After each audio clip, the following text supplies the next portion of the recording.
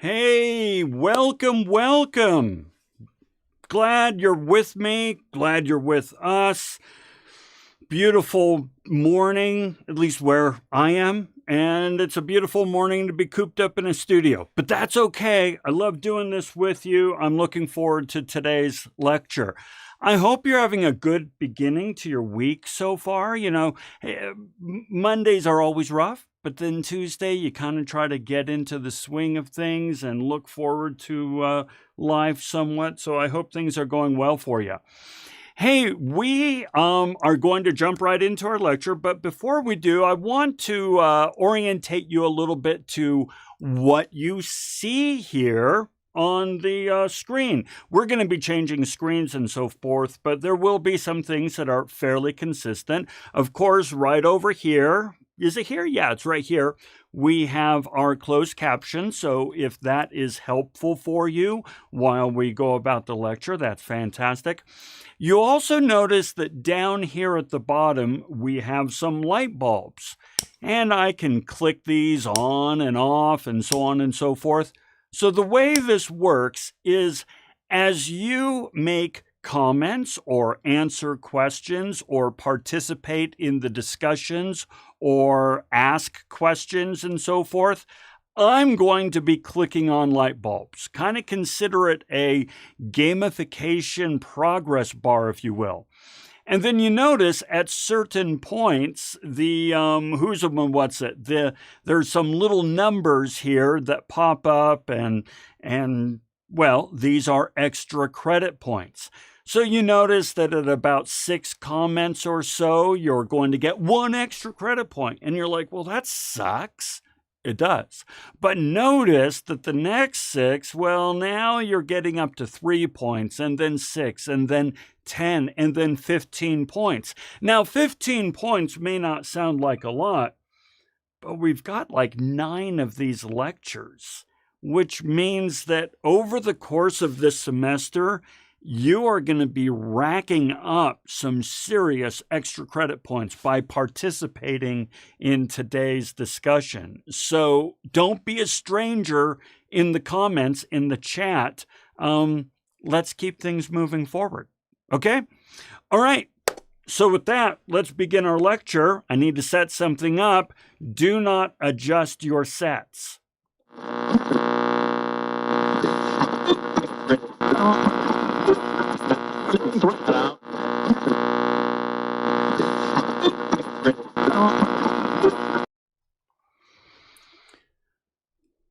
Where are we? There we are. Okay, I was looking at the wrong monitor, but yeah, we're right here.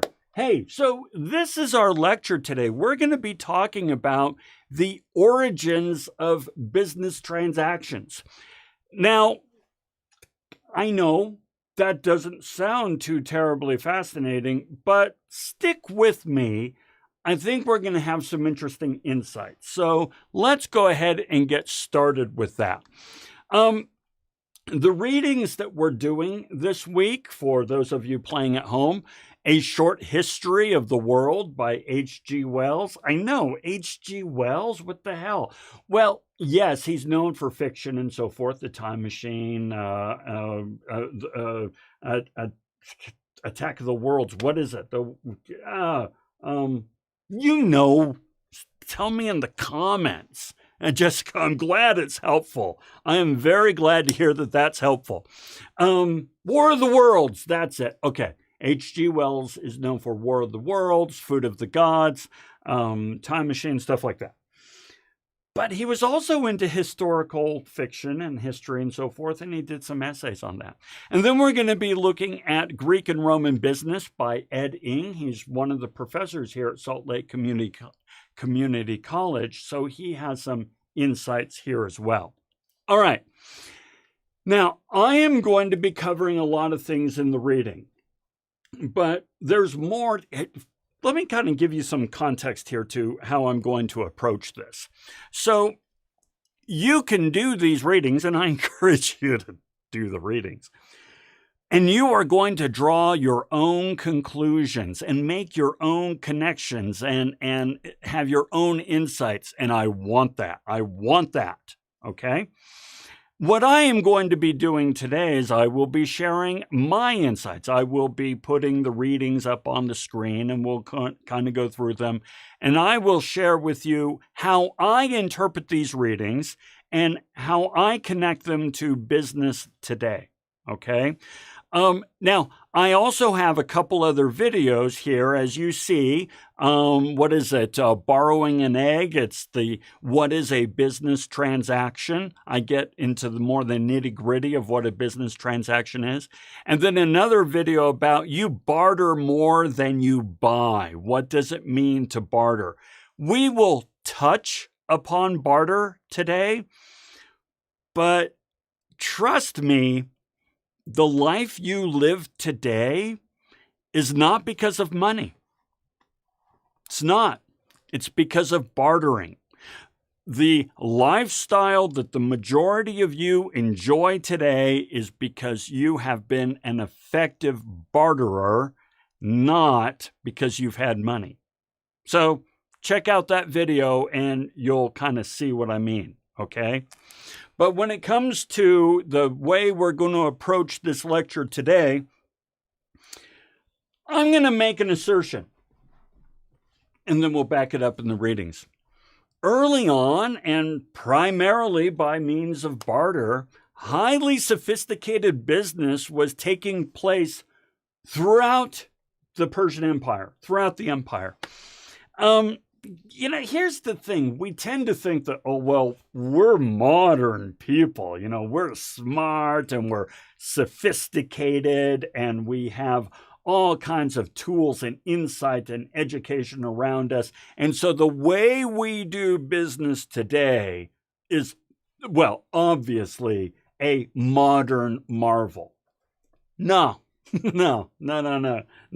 Business has always been business.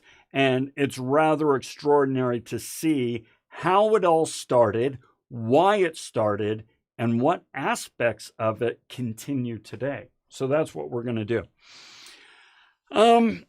First, we're reading from H.G. Wells' work. He says, listen, there's settled folk, right? These are the Sumerians in the reading. The settled folk had their textiles and their pottery, and they made many desirable things. So I want you to put yourself in the mindset of settled folk for a moment. You live in a little town, right? Well, what is this town on? Dirt or clay, right? You've got lots of clay. You're surrounded by clay. And it's free clay. And since you're settled, you can build things like kilns and storehouses and so forth. So here you are, you've got all this clay, you can build kilns, you can make fabrics and so forth because you are stationary, and so you can invest in all of these hard assets, right? Okay, so those are settled folk. But then we've got the nomads. We have folks wandering around and so forth. And they would bring precious stones and things of metal and leather, according to the readings. So they have a different lifestyle. Whereas the settled folk are in one place and they can build stuff and kind of just live off of the land around them. The nomads, they have to make their living by traveling and trading and carrying stuff. Now, what are they going to carry? Well, they're not going to carry kilns. That's for darn sure, right? I mean, you can't carry a kiln. You can't carry, 9 acres of clay 10 feet deep, all right? They're going to carry little precious stones, and they're going to carry some metal tools and so on and so forth. And things that they can trade and barter with as they move through all these various towns.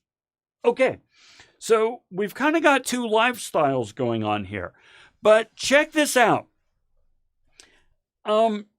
With precious stones and metal and leather and stationary people can produce more. Okay, so let's put our minds, let's make sure that we're in the mindset of a Sumerian. We're stationary. if I see things like precious stones and metal and leather, I can actually add value with these things. I can create value. Therefore, the value proposition is increased manufacturing capacity. I can produce more stuff if somebody brings me some precious stones, metal, and leather.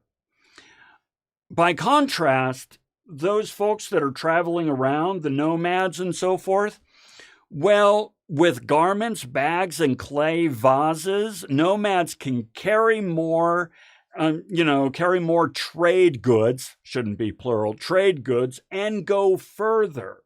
So for them, the value proposition of the stuff that the Sumerians are making for them is increased inventory and access to new markets. I mean, think about it. You got these clay vases and containers and so forth. You can carry water for your camels. You can carry feed and so on and so forth. With jackets and so forth, you can go into other climates that are maybe colder or hotter and so forth.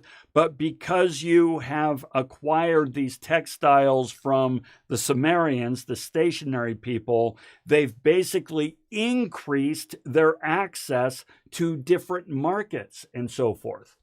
So the idea that, let's see, Luke, hey, Luke, the live stream is 100 times better than Zoom. Props. Thank you, man. Thank you. I work hard for this crap. I enjoy it, but I want a compelling experience for you guys. Okay, so here's what we've got. At the very beginning of time, we have got a production center, the Sumerians, and we have got a distribution network, the nomads. And by cooperating together, they can actually produce more goods and services, and they can expand into new markets and provide more goods to trade and so forth. So, and think about this. To them, the individual, like to the Sumerian, clay is mud. Clay is clay. It has no value. And even a pot has no value after you've gotten a certain number of pots, right? But if they trade them to the nomads, all of a sudden that pot has immense value. And the same thing goes the other way. A nomad only needs so many needles. After a while, I've got too many needles. What do? Trade them to the Sumerians. They can make textiles with them. And now this thing has much more value.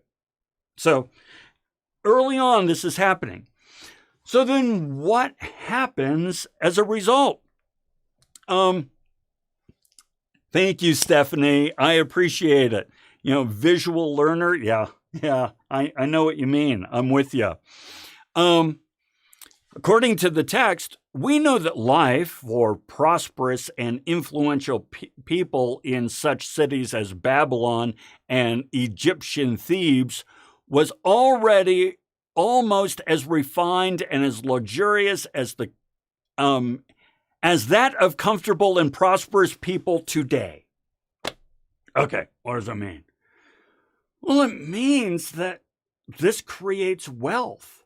This trading of stuff and of our excess to people who can actually put it to better use creates wealth for everyone. I know I geek out about this, but to me it's just really awesome to think that somebody who has excess of something, and therefore to them it's worthless, can trade it to somebody else who can then create substantial value with it. I mean, that's creating value out of nothing. And we're going to talk about that in this class quite a bit, is this idea of creating value. And so, yes, people are living rather luxurious lives. Okay, so now let's play with this for a little bit. I'm going to come back over here. What are some modern equivalents of this? Okay, now, like I say, this might be ancient history, but remember, this is not a history class. not a history class. I want to tie this to the real world. So where do we see these practices in our community? Give me some examples of where we kind of see people producing and people distributing and people creating value out of something that's not of value until somebody does something with it. So think about it a little bit. I'm going to give us a 2-minute countdown. We'll explore this idea, and then we'll come back and get you guys some points. Kiana, I'll get you in when we come back.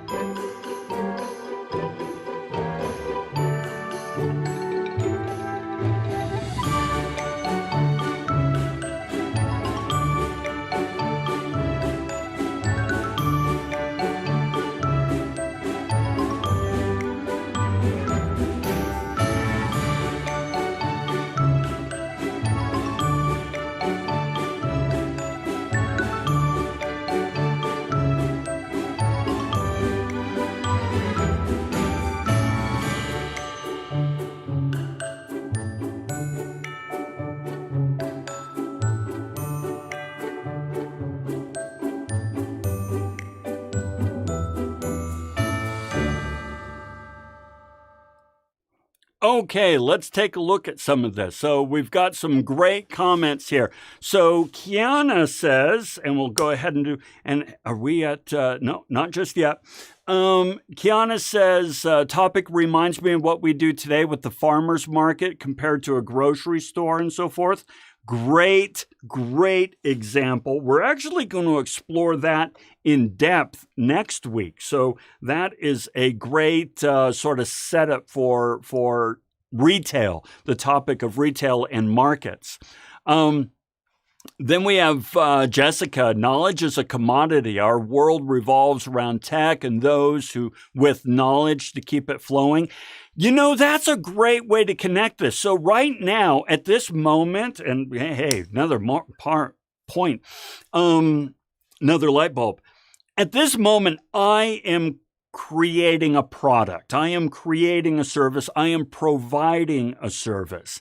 So I am in my home studio providing the service, but I can't distribute the service. I need a different entity to distribute the service. Ergo, we use YouTube connectivity and so forth.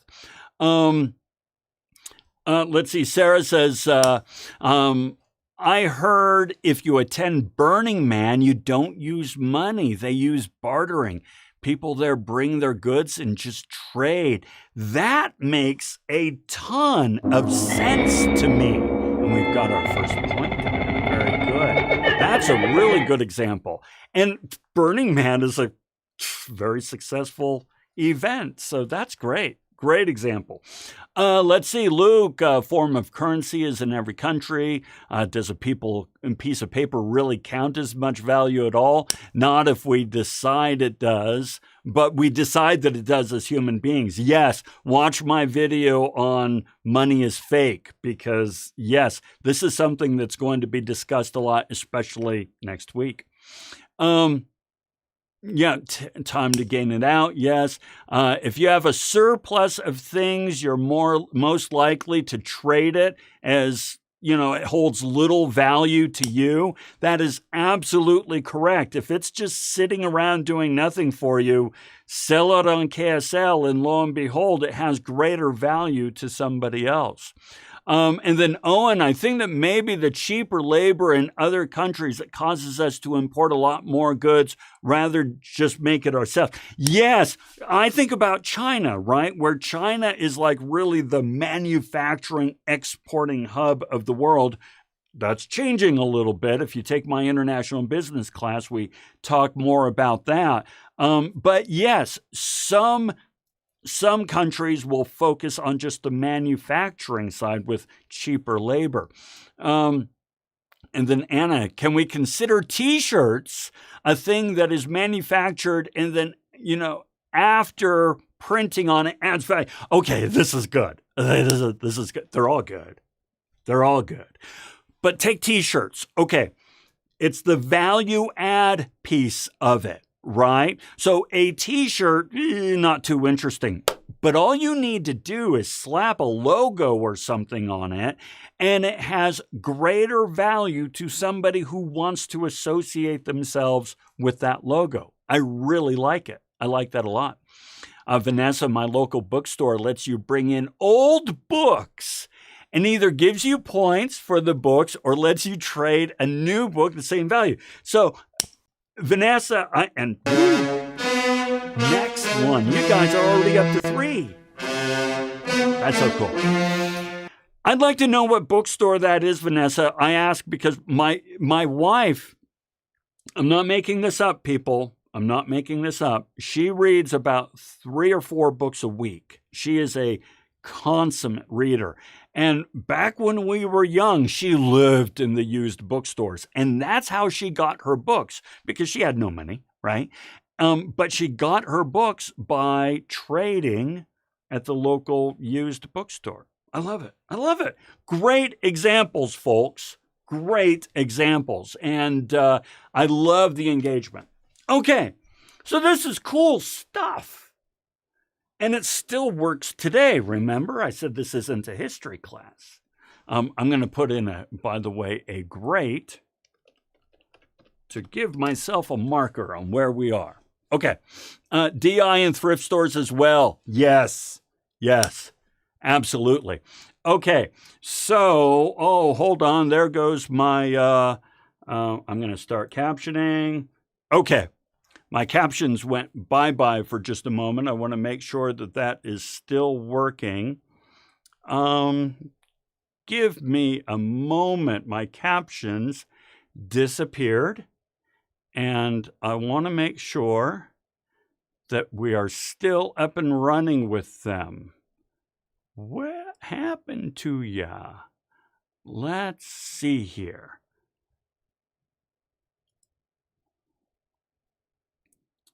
See, what happens is I have these cool little buttons that I push to do all this stuff, and sometimes the buttons don't play nicely together. Let's turn it off. Let's turn it on. Let's do this. Okay. Maybe. I'm sorry, folks. I apologize. I'm going to just leave that be for now because I can't figure out what is doing that. And so I will get that fixed next time so that we'll be in good shape. I apologize if you were relying on those captions, but I don't want to troubleshoot that right now. Okay, so this is great. This is fantastic. It works well and so forth. However, there is a however. Okay, there is a however. After the Roman annexation of Sicily and other, this is from the reading, and other processes arose, Sicily was treated as conquered prey. It was declared an estate of the Roman people. Its rich soil and industrious population was exploited to make Rome rich. the patrons and the more influential among the plebeians secured the major share of that wealth. Okay, what's going on here? Well, what's going on is, is that what is happening with... Hold on, sports fans. I think I've figured out what was going on. Okay, let's see if that is now... Aha! I apologize. I got that working. Okay, so what's going on? Well, people see that there's wealth out there, and people want that wealth. Now, we are going to talk extensively about this next week when we talk about justice informing a society and how business plays into that. But, the fact of the matter is these Sumerians and these nomads, they've got a pretty good thing going on. And they're creating wealth and luxury.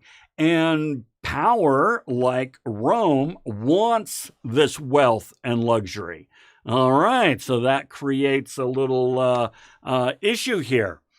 Times had changed. The Republic had altered its character. Not only was Sicily in the hands of Rome, the common man was in the hands of the rich creditor and the rich competitor. The common citizen of the Roman Empire was therefore in a very poor case.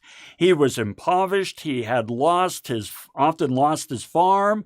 He was ousted from the profitable production by slaves, and he had no political power left to him to remedy these things. Folks, it's the same issues that we have today. So let's put this in English. It means that as companies and states, as entities, but in this world today, it's mostly companies, the bigger and more powerful they become, the less and less wealth is shared among those who are actually producing the wealth. So where the Sumerians, those stationary settled people, and the nomads had created this wealth through production and trade and so forth, large entities like Rome came in and gobbled them up. And then all that wealth went to the more well-to-do elements of society. And those who are actually producing that wealth are forced into a position of more and more poverty. Okay. Once again, we're going to talk more about the mechanics of this next week, but golly gee willikers, does that sound familiar? I mean, we might be all modern and sophisticated today, but it sure seems to me that we have a lot of the same problems. Now, I want to talk about this slave industry for a moment. I want to be very clear about this. I do not want to be cavalier about the atrocity which is slavery. Modern, by the way, that still exists today. If we were in my international business class, we'd talk more about that. But slavery's a thing. I mean, still today, 21st century, what the hell? Anyway, back to my point. Slavery was a major, major contributor to the economy of the day, and I want to play with that for a moment. The slave system had spread to most industries and to every sort of work that could be done by gangs, groups of people. Mines and metallurgical operations, the rowing of galleys, road making, and big building operations are all largely slave operations. And almost all domestic service was performed by slaves. So cleaning, cooking, all that stuff. Okay. So now, this is where things get interesting, and we're going to have our next, by the way, we have Red Baron. Okay, good. Adding that in. Okay, this is what I want to play with for a moment, all right? We're going to have another discussion about this. There were poor freemen, so people who were not slaves, but they were poor. Okay, there were poor freemen, and there were freed men in the cities, meaning they were slaves at one time, but were no longer slaves, in the cities and upon the countryside, working for themselves, even working for wages. We're starting to get wages in here. We'll talk more about that later, but they're working for wages. So we have poor free men and freed men working for wages. They were artisans, supervisors, and so forth, workers of a new money-paid class working in competition with slave labor. Okay, I want you to wrap your mind around that for a moment, okay? Is we are working in competition with slaves, right? And it's like, you mean the middle class, right? Isn't that the truth sometimes? And there it goes. I just had that pop out again. Don't worry, I'm going to get that there. So let's think about this for a moment. How do you compete? There is an answer to this, folks. So we want to play with this, all right? Kiana, boy, are we not all slaves? By the way, Kiana, you're essentially quoting there there's a line from Moby Dick where Ishmael says, "Are we not all slaves?" Yeah, something we can really think about. Okay, how do you compete? All right, if you are an independent laborer, right, a free man or a freed man, right, working for wages in competition with slave labor, how do you compete? Why would I hire you, whom I need to pay, versus use a slave? So let's play with this a little bit and see what we come up with.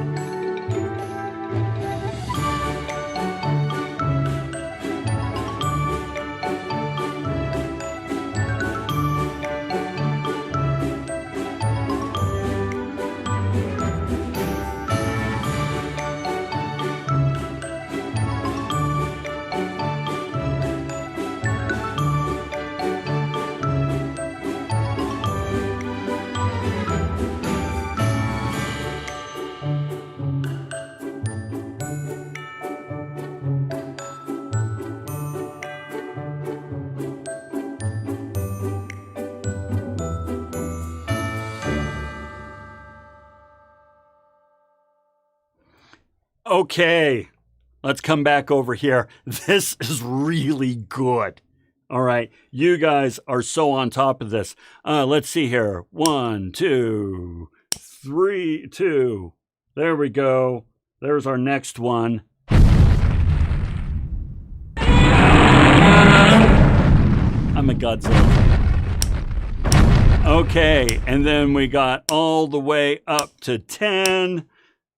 In the not too distant future, next Sunday AD, Do you know the reference? Let me know if you know the reference.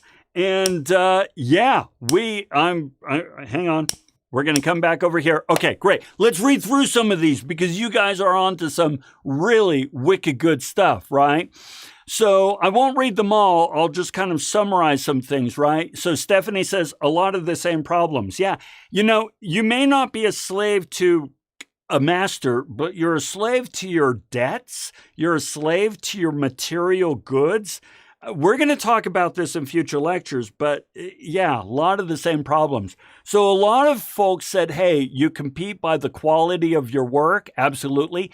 Innovation, education, association. These are big, right?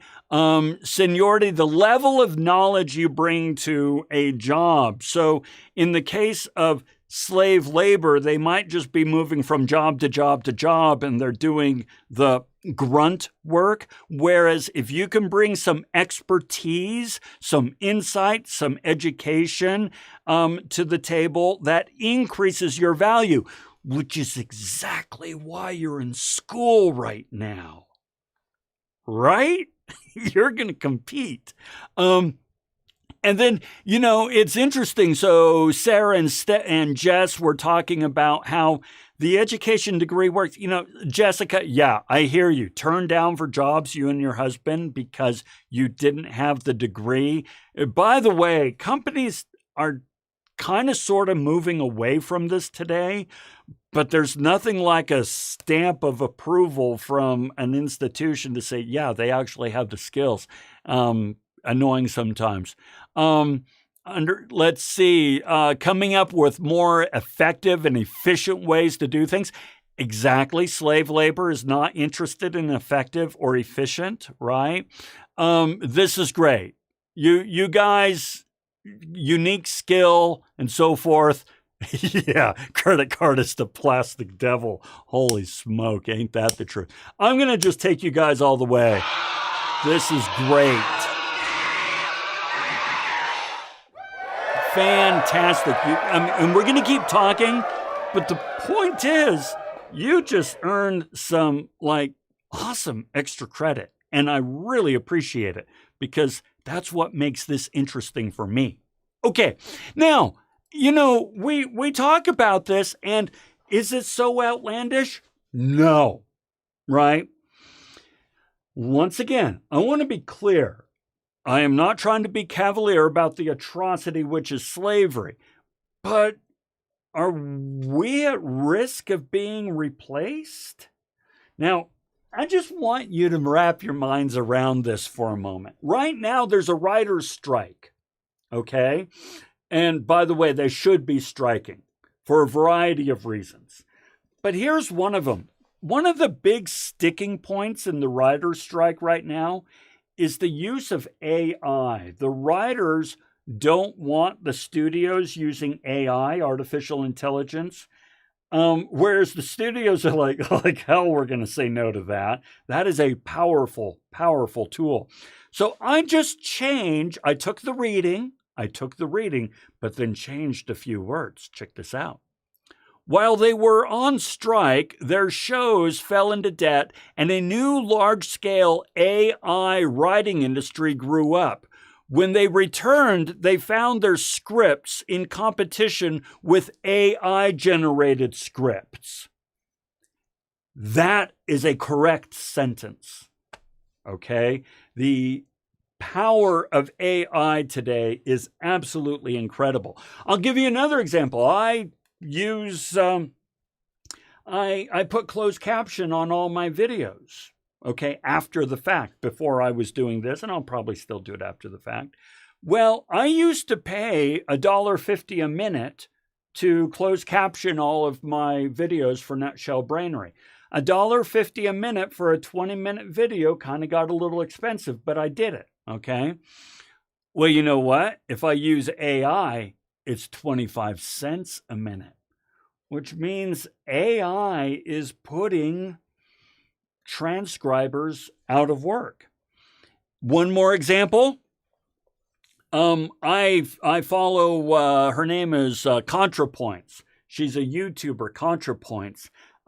probably one of the smartest, most insightful people I know. And she recently did a video on her Patreon about AI.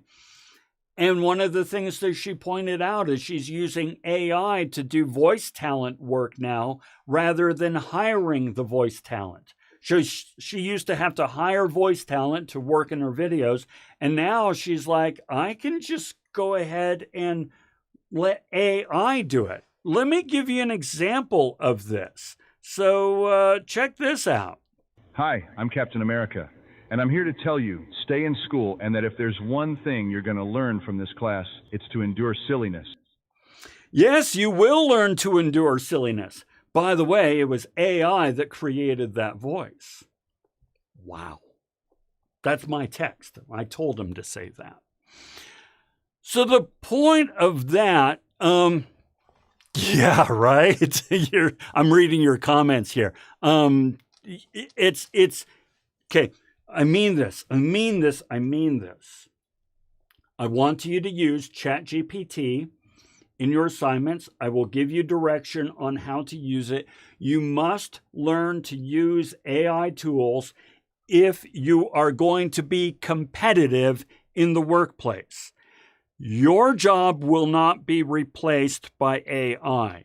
Your job will be replaced by somebody who knows how to use AI. And I want you to be that person who knows how to use AI. Okay? So, more about that later on. Hey, you know what? It's time to juggle. All right, everyone get up for a moment. Hold on. We'll come back up over here. Yeah, right here. You know what? These live streams, your butt gets tired, your arms get tired, your whole body gets tired, and you stop paying attention after a while. I get it. Don't ever let any professor or anybody shame you for having a hard time paying attention and staying engaged and riveted during a live stream or a Zoom meeting or something. It is hard. The brain is not made for this. So get up and stretch for a minute.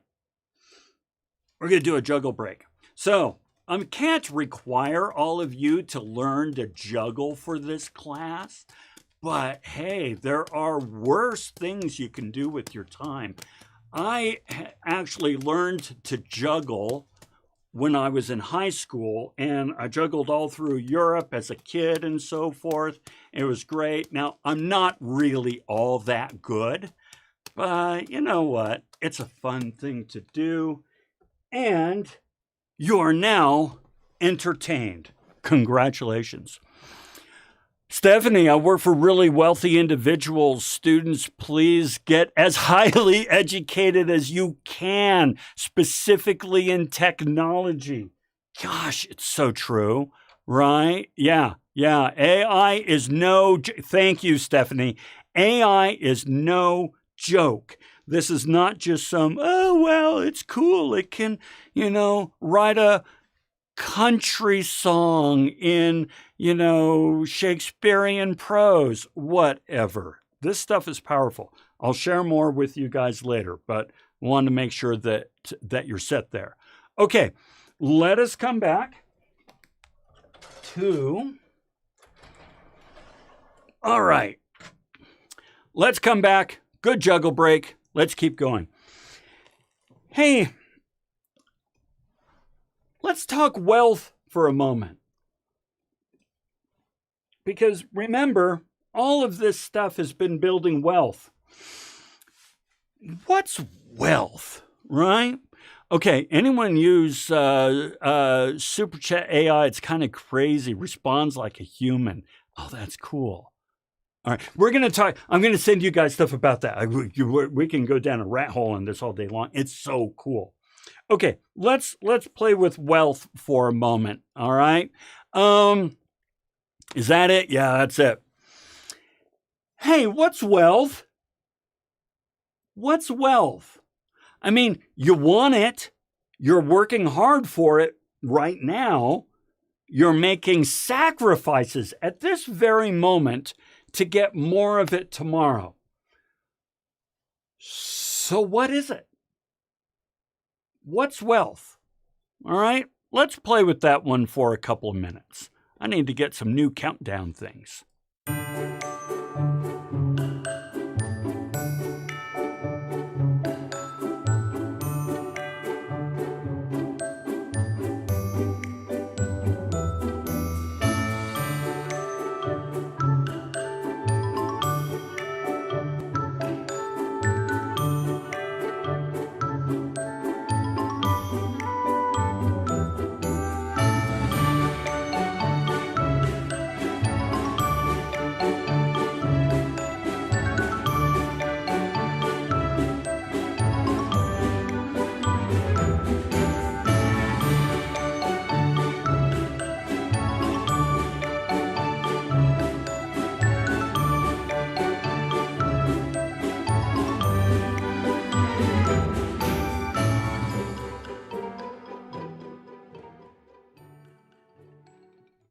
Okay, I know this was a short one, but I want to jump into it. You guys are all over it. Okay, where's my mouse? There's my mouse. Let's take a look at this. Oh my gosh, doesn't he? Okay, I'm still looking at all this AI stuff, right? Yeah, totally. Oh, wow. Hair color formulation. So, Lindsay, yeah, hair color formulation, and cooks are using it to account for different flavors and so forth, because the human can only account for like 3 or 4 flavor combinations where AI can do more. It's amazing. Okay, what is wealth? Having assets. A couple of you said assets, right? And yes, assets can bring different opportunities to us. I totally love it. Wealth is a family, Kiana. Yes, to many folks, the wealth is a happy, thriving, family. I love it. Let's see, the New York City, right? Somebody's slaves to their phone and their car and their home. Okay, this is no joke here, right? I give a lecture later on in this class where I talk in depth about the irony of wealth, which is, okay, I have a home, I have a car, I have a yard, I have a dog, I have all these, therefore I'm wealthy, right? All of this stuff requires work, and I'm a slave to it. So, yeah, we're going to talk more about that. I like that story from the guy in New York. Let's see. Degrees and certifications, I really agree with that. I consider education wealth. Now, Stephanie, wealth is an illusion. I agree. There's no wrong answer. Isn't this like the coolest class ever that there's no wrong answer? Wealth is an illusion. It totally is. It's whatever we want it to be, including nothing. Okay? What is wealth to this person may not be wealth at all to that person. Right? So maybe somebody says, well, wealth to me is having 3 homes, whereas somebody else is like, that sounds like a hell of a lot of work to maintain 3 homes. Screw that. Right? So yes, I love it. I love it. Assets, apps formulating, yes. Ability to sustain a comfortable life for yourself and your family, right, Jessica? I like this because here's the thing. Bear with me, okay? I am about to make an assertion, and I am going to make a gross generality. I do not know you. I do not know your life situation, so I apologize ahead of time if what I'm about to say does not jive with your life experience. That said, for the majority of you know where you're going to sleep tonight. You have food. You have access to food. You have access to information. You have access to some level of entertainment. You have access to a fairly serious level of security. Okay? This is like, you could just go back 100 years and all the way back in time, and most people didn't have this stuff. In fact, most people don't have it today. And so, Jessica, yeah, just having these things is a tremendous level of wealth. An illusion with value. Oh man, Stephanie, I'm like sending you a psychic fist bump right now. You've got to watch the video on Money is Fake. It's an illusion. Okay. Knowledge is wealth. I love it. Yes, absolutely. It's what you hold value to yourself. Yeah. Lindsay, security. Security is wealth. Okay. I love it. Yeah. Yeah, Sarah, you're so right. I used to travel a lot for work, and I traveled through India, and I maintain, once again, making a gross generality here, but for the sake of the point, I maintain that anybody who has not been outside of the United States does not know what poverty is. You might think you've seen poverty. You haven't. So, yeah, very good, guys. So check this out. Oh, no. As a matter of fact, I'm going to be giving you guys a little extra something today. We're not just sticking with the 15. You guys have earned a whole lot more than 15. Holy smoke. The ancients appreciated wealth as much as any modern society. Examine the history of Greece, and it's easy to get a feel for their fascination with wealth. However, it was not private wealth. The Greeks were more interested in public wealth than private. In this context, public means shared by society, as in a public library or a public park, and private means stuff that is just what we have. And so this is ways that a country or a community could be considered wealthy. We have libraries, museums, endowments for the arts, national parks, K through 12 education, parades, celebration, national archives, even very affordable power, water, and transportation infrastructures. These are things that would be considered public wealth.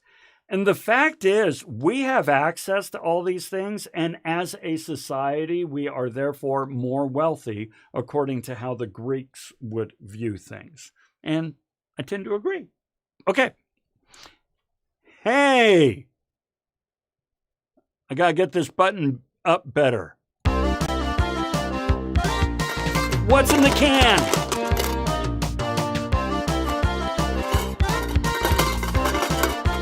So, I've got myself a can here. All right. So here's the hint. All right, little game show. Here's the hint. I used to work for Intel Corporation. And I'm old. I grew up on Mac computers. My very, very first computer was a Mac. And so, yeah, grew up on Macs. I don't use Macs anymore. There's a whole story around that. But what's in the can? What do you think's in the can? And I'll have to think of a prize for people who get it right. Used coins from different countries. Ooh, I'll have to use that for a future one. No, it's not coins from different countries. I used to work for Intel, and I worked on Macs. Nuts and bolts. Oh, we're getting close. We're getting close. What does Intel make, and what would be in an old Mac? iPod Shuffle, microchips, CPUs.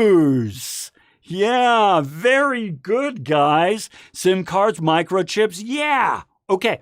So check this bad boy out. This is actually an older one. This is from an old Mac that I had that died, and so I took it apart. It was the first Intel Core chip that was ever put in a Mac. So Macs did not originally have Intel chips, and I would not buy a computer that did not have an Intel chip. I worked for Intel. I was an Intel man, right? So finally, Mac started putting Intel chips inside. So this is one. Now, you see how big that CPU is, right? Well, compare that with this CPU that was taken out of a later Mac. And today, the CPUs, this one was made in 2006. Today's CPUs are, anything that would be this big would have 100 times more transistors and so forth. So, yeah, I think it's kind of cool, Kiana. I keep these things. I like souvenirs, and these are souvenirs from a time that I worked with Intel and that I owned Macs and so on and so forth. So, all right, there is our very first episode of What's in the Can. Very good. Okay, let's come on back here. We're almost done. All right, we are going to finish by talking about Gibbon and the fall of Rome. So we talked about how Rome got all its wealth, and they stole it. They stole it. The first empire, right? Colonial. By the way, it's still done, right? Anyway. But Rome fell. And there's a famous historian named Gibbon. And he wrote a famous book, The Rise and Fall of the Roman Empire. I actually have a copy of it downstairs. I should have brought up the copy so I could show it off and go, ooh, look, I actually have the book. Have I read it? No, but I have it. Fall of Rome. Now, he has 4 reasons why Rome fell. I want to remind you, this is not a history class. I don't care why Rome fell. I don't care if he's right. I don't care if he's wrong. What I care about is, do we see similarities today? Because remember, this isn't a history class. So let's look at some of the reasons that he claims, and let's see if we see like cases today. So the first one. First is the burden placed on everyone through commandments to avoid certain motives in their daily life. Thou shalt not covet thy neighbor's house. Thou shalt not covet thy neighbor's wife. Thou shalt not, nor his manservant, or his maidservant, or his ox, or his ass, or anything that is thy neighbor's. Humanity should be content with what it has. Any distraction from a pious life was now considered a temptation and should be avoided. In other words, the root issue that he's making here is that while Rome was acquiring wealth everywhere, acquiring meaning, they were taking it by force, Roman soldiers, right? So while Rome was acquiring wealth, it's because they wanted to be wealthy. More is better, right? But Christianity comes along and says, no, you should be happy with what you have. You should live a pious life. So the root issue is asserting that the acquisition of wealth is a vice rather than a virtue. Well, this is an interesting thing. There's an old movie out there. It's old now for you guys, called Wall Street. You've probably never seen Wall Street. Yeah, Anna, this is what we're talking about with religion. Wall Street has Charlie Sheen and Michael Douglas in it, and Daryl Hannah.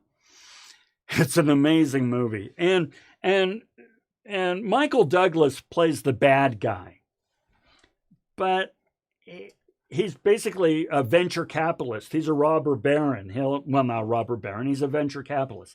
He'll buy companies, tear them apart, and sell off the assets to make money. He gives this famous speech in the movie It's called the Greed is Good speech. Now, I want you to remember, he's the bad guy, but take a look at his logic here.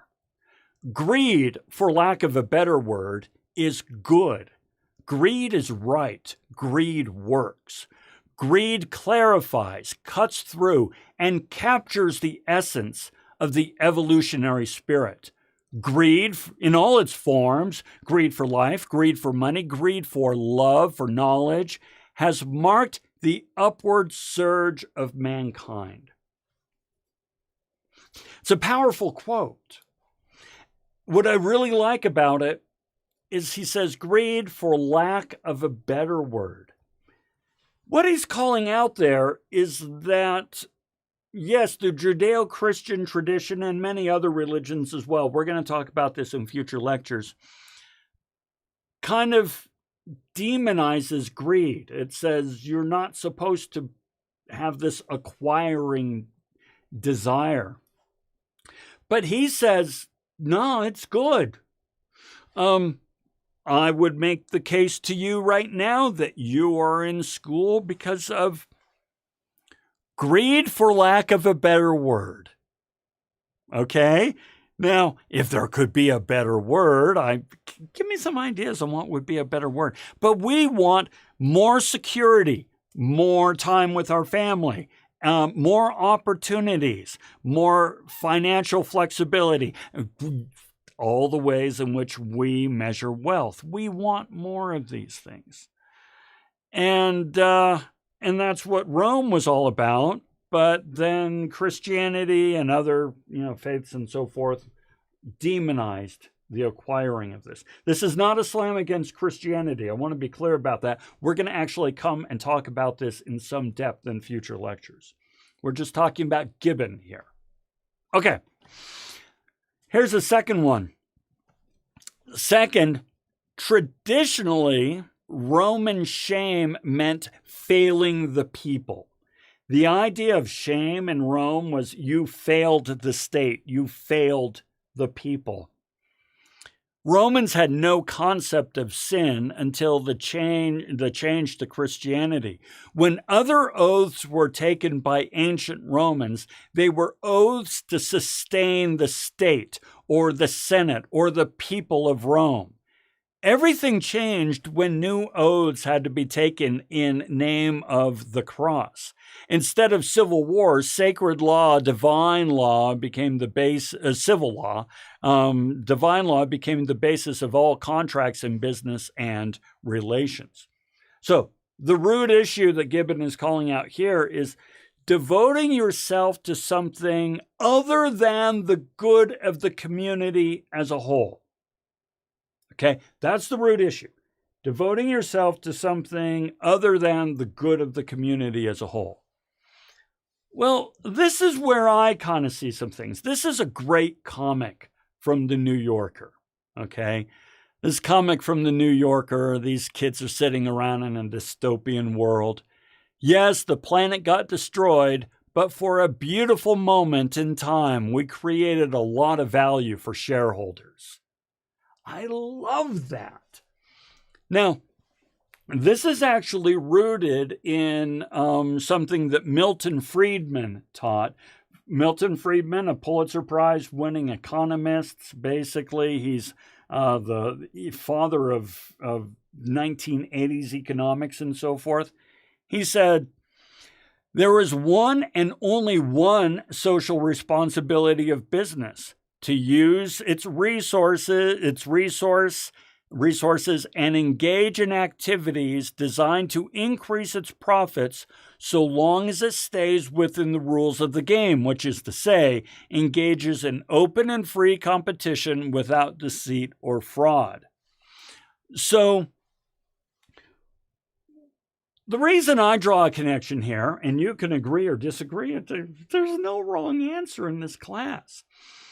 The reason I draw a connection here is if we place our devotion toward profits or growth and so forth at the detriment of society and our social responsibility, then this is something that, would be a new oath taken to something other than the good of the community or the state. So that was just kind of my thought on that one.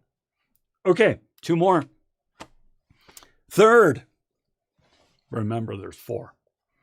Third, other commandments, such as thou shalt not kill, placed a new burden on civilization, which must defend itself with citizen soldiers. Who will take up the defense of the state if killing is forbidden? Now that every Roman was required to accept Christianity, the prohibition on killing became an excuse to avoid military service, and they did. Root issue, an unwillingness to participate in the military defense of the community. Now, just to share a little about myself here. So, I'm old. And back in 1982, holy cow, that was a long time ago. I was 16 years old in 1982. And President Reagan then had just decided to continue the draft registration. He had said he was going to get rid of draft registration, but he ended up doubling down on it. As I say here, I was 16 years old, and I was the son of pacifist hippies living in the Bay Area. I mean that. I can give you details sometime if you want to talk, but I was raised by pacifist hippies. All right, in California. For 2 years that followed, my friends and I debated what we would do when we turned 18. Some of us registered for the draft at 18 as was required. A lot of my friends did not register for the draft. And so, yes, this issue of would we step up militarily to the defense of the country, this is a modern question. This is a modern question, not just ancient. Okay, last one, number 4. Fourth, the creation of a monopoly is always disastrous to free trade. This is true whether the monopoly is for a commodity such as grain from the merchants or sacred services provided by religion. Ancient Rome and Greece were religious, but they had never been anything monopolistic about sacred things. They had many civil gods, and there was no record of any war between states fought over religious ideas among Greeks and Romans until the conversion to new monotheism. Okay, what's the root issue here? Insisting that there's only one right way rather than many viable and nuanced options. Well, we see this today, right? Everything should be private, right? Meaning owned by private citizens. All government services should be private. Oh, no. We need to make them public. We need the government to run these things.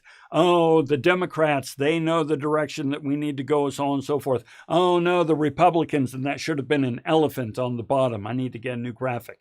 I didn't think about that until now. The Republicans, no, this is the direction. The conservatives, this is the direction we should go. In other words, we are a nation of 300 million people, and there are only 2 options, and depending on where you are, one option is the right option, and the other option will take us to hell in a handbasket. When in truth, there are many viable, nuanced directions to go, but we're kind of in the state where we think, no, there's only one way to go, and anybody who disagrees is either, a reactionary conservative or a progressive, Antifa, and so on and so forth. All right? So just some thoughts there. And lo and behold, there we are. 1 hour and 10 minutes, folks. That's a long time. But that's why we throw in the juggling break and the little game show and stuff like that and the little conversations. You guys crushed it, okay? Here's what I need you to do, if you would. I am going to ask you to send me an email.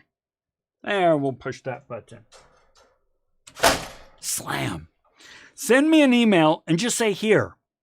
That's all you need to do is say here. I'm going to put this in. Send me an email. Say here. That's all you need to do. And that way I know you were here. Of course, I know who's been contributing here, but I want to make sure I have the names right and so forth. Some of you, Sarah, what the hell, right? You have somebody else's name. It's all right. Point is, I want to make sure I get everybody. You go ahead and send an email and just say here, and I'm going to get you some extra credit because you crushed it today. And I want you to know I truly, deeply appreciate this because I work hard at this, and the way I get rewarded is with your participation. And it's a motivating reward for me. So thank you.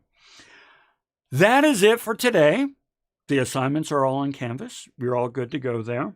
When we come back next week, we'll do the next module. I think it's module 3. We're going to talk Plato and Aristotle. Don't worry, we'll make it interesting. Okay? And you'll be in good shape. I will stick around if you have any questions that you can type in and ask, and I can help you out.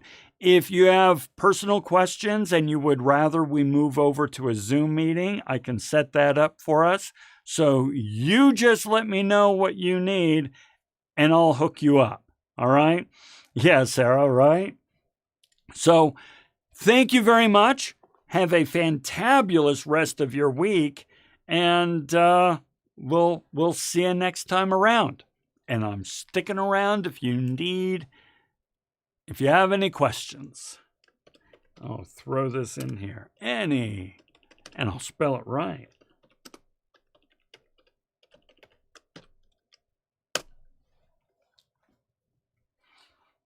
You bet, Jessica. Thank you. Solid contributions today. Means a ton. Yeah, Vanessa. So the way this works is you notice all these light bulbs down here at the bottom. Okay, it just disappeared on me. So as you notice, it all starts out here with the light bulbs turned off. And each time there's a good comment or a question or a response or just something that, some engagement, I turn on a light bulb. And as the light bulbs move along, it builds up to extra credit. So, for example, 1 point, but that's nothing. So you want to contribute, you want to continue contributing. And eventually it gets all the way up to, 3, 6, 10. Today you guys got up to 15. But because you did so well, I'm going to give you even more because you guys just really delivered. So that's how the extra credit works. Hopefully that answered your question. And getting all this back. Not that I need to, I'm just anal that way. You bet, Vanessa. Okay, you downloaded the lecture notes, but they didn't match what we talked about today. Okay, make sure that you're in the right section of the lecture notes. And apparently you were because Sam is in the same way. The lecture, gosh, that's really odd to me because I know the lecture notes talk about the Samaritans and the nomads and creating distribution channels and so forth. And I know there's stuff in there about Gibbon, so I will take a look. But you will also want to watch the 2 videos that are set up for this week. The video about money is fake and what is a business transaction. They're both there in Canvas. Don't worry, they're short, but you'll want to watch those as well. But I will also double check the lecture notes because I thought pretty darn certain that there was, stuff in there about Samaritans and so forth. And yes, Kiana, they're all there in the PowerPoints. Now, the PowerPoints that you can download are different than the PowerPoints that I've used here for the live stream, but they have all the information. So if you're set there with the PowerPoints and you scan the readings for information that's in the lecture notes and you watch the videos, you're going to be in good shape. Nevertheless, I will double check to make sure that the right lecture notes are there.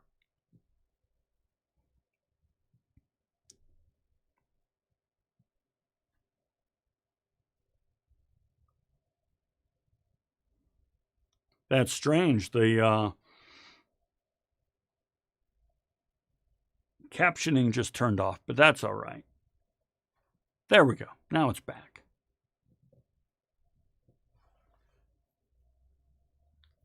You bet.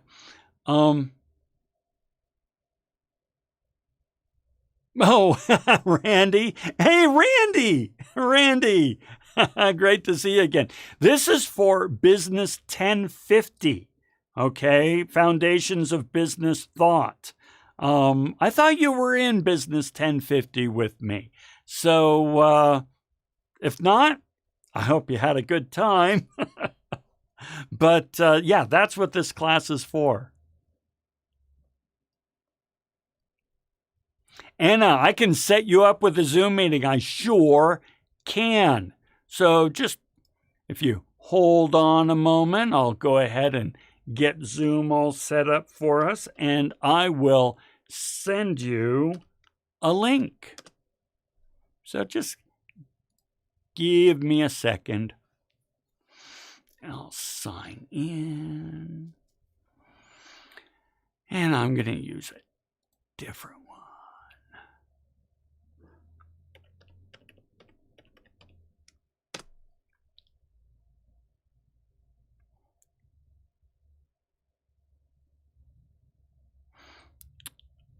Okay.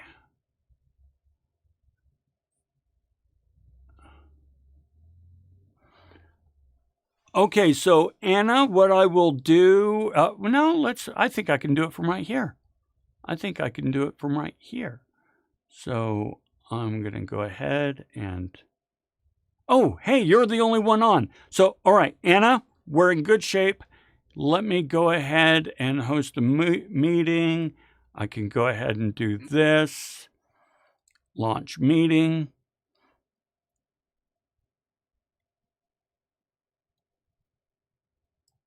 And then I am going to end this live stream.